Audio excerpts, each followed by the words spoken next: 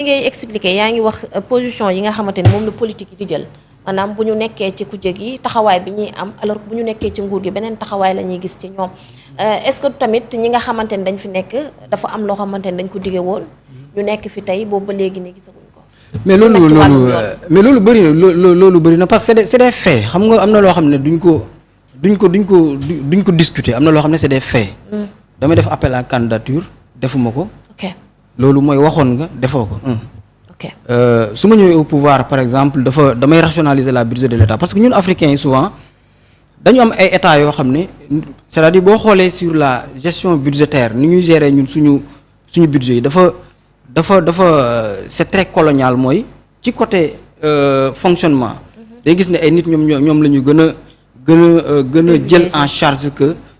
loo xam ne moom mooy préoccupation Sénégal le fait que on parle de voiture de 50 millions c'est déjà des choses yoo xam ne mun nañ ko waxaat. mën nañ ko éviter. et que le fait que ngay dem par exemple di bëgg a dem lebi ji xaalis feneen am na ay canaux yu bëri yoo xam ne peut-être boo fa jaaroon mun nga rationaliser budget en quoi faisant nga wàññi dépense bi nga xam ne moo jëm ci wàllu fonctionnement. pour rebondir un peu ci li mu wax sànq. c'est vrai que mu ngi naan Y'en a marre xeexu Pastef da ngay xaar Y'en a marre xeexu Pastef xeexluñu benn homme politique gis nga combat yi ñuy mëne madame. waaw c'est des combats de principe ça transcende les organisations politiques dafay transcender sax propre Y'en a marre amul benn parti politique buy xaar ñun Y'en a marre ñu c'est-à-dire que ñu xeexal la xeexaluñu leen jàmbaar le 5 mars 2021 man j'ai été arrêté Thiat il a été arrêté xam nga c'était pourquoi en tant que Sénégalais on a estimé que Sonko dañ ko bëgg a jëlee fi mu nekk këram en tant que député boo xam ne ñun ñoo ko fal ñu nekk le contribuable sénégalais immunité parlementaire bi levé wuñ ko sur ce principe je defuma ko pour Sonko je l'ai pas fait pour Sonko Thiat ne l'a pas fait en tant que citoyen yoo xam ne on a des principes à défendre. ok donc xeexaluñu benn parti politique gis nga combat politique que les hommes politiques nañ ko mëne mais yeneen cadre yi nga xam ne peut-être mën nañ ci nekkoon ak ñoom jarul ma ciy dellu si waat. F24 ñoo ci nekkoon.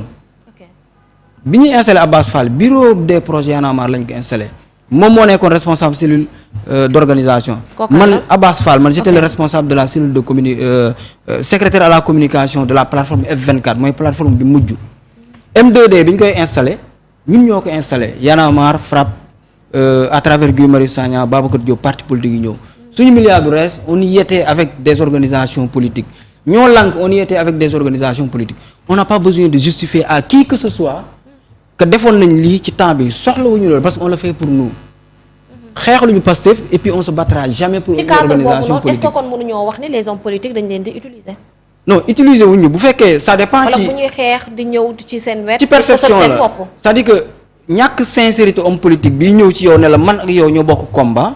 ba pare accéder au pouvoir dire le contraire pour man la question centrale doit se poser à ce niveau bu dee Abbas Fall bi ñu installé suñu bureau mu jiite organisation F24 di ram pour que ñu fal ko mu ñëw nekk F24 di daw ci ginnaaw Y'en a marre ñoom peut-être ñeneen ñi ils n'ont pas été à ce niveau. de responsabilité au niveau de Pastef. pour xam kan ak kan ñoo nekkoon ci organisation yi nan la mbir yi doon demee donc dama leen koy conseiller ñoom amuñu niveau d'information mais ñi nga xam ne ñoom man maa ngi woon réunion F24 ak ñoom ñu nekk fa ak Aliou Sané xam naa ban niveau de responsabilité yoon xam naa yan taxawaay lañ doon am si bu fekkee même nit ñooñu ñoo ñëw accéder au pouvoir et que sur une sortie bu Y'en a marre def sur les questions de liberté et que Abbas génn di traiter Y'en a marre de zombie et cetera c'est parce que damay douter ci sincérité wu au-delà de moom et toutes les autres personnes yi nga xam ne actuellement ils sont dans le système de Pastef et je parle du système de Pastef. le système de Pastef qui me semble être la continuité du système de Macky Sall et d'Abdoulaye Wade. selon les faits c'est clair donc li may jàpp rek mooy li nekkoon à la base de leurs engagements. c'était simple mooy accéder au pouvoir c'était une arnaque populaire bu fekkente ne lépp loo xam ne ñu ngi ko doon wax non seulement defuñu ko mais bëgguñu ko assumer clairement ne ñun lii moo tax ils sont dans le dilatoire da nga naan non li jotagul mënuma def lii alors que ñun on est un peuple très patient bu ñu falee war nañu mën a toog déglu bu dee da nga am ay limites par rapport à certaines questions mais da nga siy ñëwaat clairement nga wax ne non man lii maa ko waxoon mais finalement dama ci am ay limites pour revenir ci j'aime pas vraiment madame les débats de personnes mais quand il parle de Kilifeu et il parle de Malal c'est-à-dire que Kilifeu li ko génnee Y'en a marre dañ ko fàtte dafa am lu ñu leen doon topp. c'est vrai que accusation la woon. mais communiqué bi Y'en a marre bind. mais ñëpp gis nañ ko xanaa koo xam ne tu es de très mauvaise foi mais bind nañ communiqué ne vu li nga xam ne gis nañ ko ci vidéo yi même si présomption d'innocence bi mun na ko topp mais Y'en a marre a estimé de le suspendre de ses instances depuis lors kenn gisul kilifa ci benn rassemblement wu Y'en a marre mu nekk fa. D'accord, il parle de Malal dem na au conseil économique social environnemental. kilifa dem na ci. dem na Grand Théâtre bu fekkoon ne par exemple da nga bëgg a qualifier comme kilifa c'est un membre du mouvement Malal c'est un membre du mouvement ils sont libres de quitter le mouvement dem bokk fu leen neex c'est un engagement personnel encore une fois. Mais Y'en a marre en tant que mouvement. il reste la même organisation. soxlawuñ nag di wax ne def nañ lii xeex bi nangam ak nangam et cetera on n'a pas besoin de ça. parce que existe ba léegi. non c'est-à-dire que on n'a même pas besoin di wax nit ñi est-ce que Y'en a marre ça existe ou pas.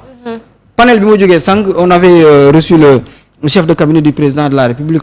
waaw moom la ñu invité woon sànq mu nekkoon di waxtaan ak ñun. exactement pour un mouvement qui n'existe pas. c'est-à-dire que ban importance la am un chef de cabinet di déplacer wu dafa dem c'est un faux débat au représentant du président de la République Mimi Touré moom la ñu recevoir ci panel 1 bi. da ngay bokk ci parti politique boo xam ne da ngeen di jël ñoo xam ne ils sont dans un niveau de responsabilité 1000 fois supérieur que yow bi nga nekk.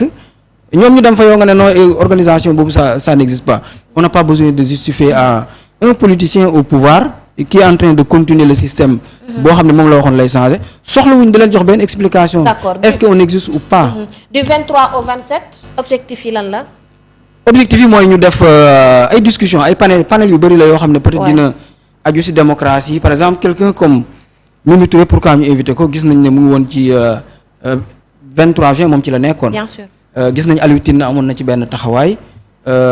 quelqu'un comme Abdoulaye Barrow bi ñu invité woon mu nekk chef de cabinet président de la République quand même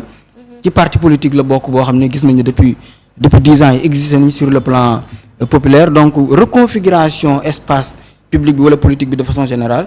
donc mënoo di waxtaan ci ay des acquis démocratiques wala ay des choses de liberté te mënoo woo waa Pastef parce que ñoom dafa am lu bëri loo xam ne dañ ko ci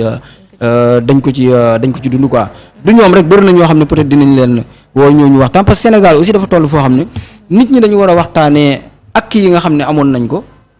naka la ñuy def ba gën ko mun a fan lañ ci toll ñu def état des lieux c'est pas une manière de commémorer ay Y'en a marre commémoration bi c'est pour le peuple sénégalais le 23 juin peut-être ñi nga xam ne ils étaient absents de cette lutte peut-être comprendre uñ ko mais ñi nga xam ne nekkoon nañ ci ils n'ont pas besoin de dire que ñoom ay acteurs clés lañu woon te Y'en a marre a été un actionnaire majoritaire quand même ci le départ d'Abdoulaye Wade on l'a vu après Y'en a marre influence bi au niveau africain ak impact bi mu am loolu tout le monde le sait waxuma ne ñun ñooy mouvement populaire bi njëkk a juddu Sénégal en tout cas aussitôt après mu am ancrage bi au niveau africain wala ngay mun a partager expérience partout dans le monde mais xam naa ne bokk nañ ci ñoo xam ne def nañ ko et je suis très fier de faire partie de ce mouvement qui s'appelle Y'en a marre. D'accord ñu wax ci ki nga xamante ni moom moo di kii waa très rapidement parce que dama bëgg ñu dem ci suñu beneen parce que y a beaucoup de contradictions ci li muy wax parce que moom bu ne Pastef dañoo nekk ci continuité ñoom ñu bëgg nekk ci logique bañ nekkoon pourquoi inviter Ousmane Abdoulaye Barrow Ousmane Abdoulaye Barrow fait partie des membres fondateurs de Pastef le chef de cabinet du président Mimi Touré comme mu ngi ci système bi pourquoi l'inviter allez inviter les autres ñi nga xamante ñu ngi nekk ci société bi wala ñu ngi nekk ci opposition bi comme da ngeen ne vous voulez être radical que Pastef ñoom ci lañ nekkoon nekkuñ ci su ma waa ji d'accord léegi nag xaaral yu baale comme dañuy bañ a dugg ci ay F24 boobu muy wax M2D boobu muy wax suñuy milliards du réer du rees waaw mais est-ce que tey suñuy milliards reesul fan la combat boobu toll suñuy milliards du rees ñoom ñooy défendre tey ñoom Farba Ngom ñoom ñii ñoom caat ñooy dem di défendre ñoom Farba Ngom te ñoom ñoo ne woon suñuy milliards du rees quel paradoxe sama waa ji xam benn mot boo xam dañ ma ko aaye mais non alors ñu dem ci suñu beneen muy tamit Alioune Tine déjà tey tamit gisoon nañ ko fa Samba mu doon àddu par rapport ak démocratie bi moom Alioune Tine